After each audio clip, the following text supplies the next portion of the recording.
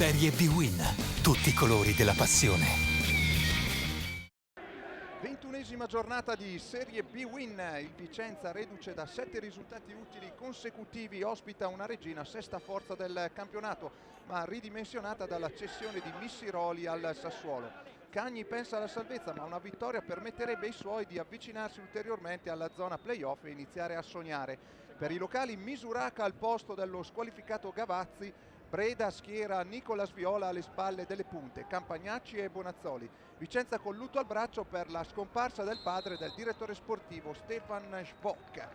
Si parte, inquadrato Cagni, e al quinto minuto è subito Vicenza con Bariti che cerca Misuracca, ma c'è l'anticipo di Antonio Marino e poi il portiere della Reggina evita il corner. Rivediamo il replay con l'intervento del portiere.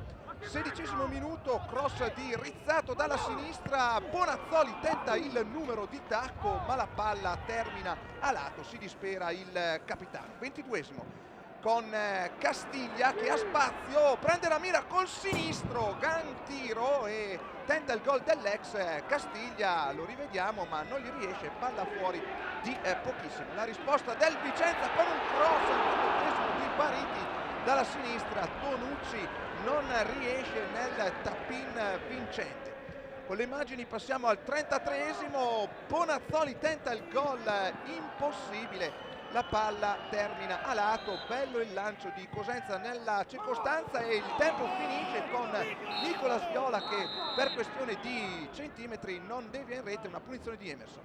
Nella ripresa dentro Maiorino per Paolucci, e inquadrato Breda, si riparte con un'occasione subito proprio per la sua Reggina, Campagnacci a lato di pochissimo, servito bene da Viola, si dispera l'attaccante della Reggina che aveva saltato Tonucci nella circostanza, nulla da fare.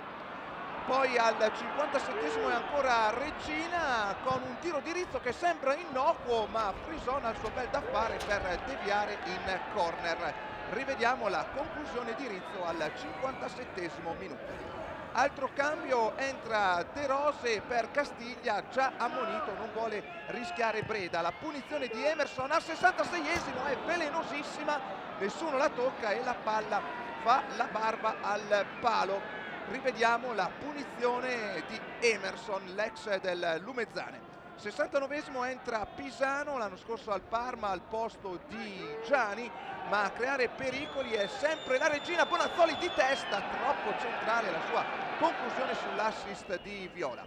Poi Emerson, la bordata su punizione, è uno specialista, era il 75esimo, palla alta. Poi vedete la gran giocata di Ragusa per Viola che non inquadra la porta. Ragusa che era entrato da poco al posto di Bonazzoli. Altro cambio, all'85esimo c'è l'esordio per la Reggina del paraguaiano Montiel che sostituisce Nicolas Viola e la partita si chiude proprio con la conclusione di Montiel al 90esimo. Frison para in due tempi. Ottavo risultato utile per il Vicenza.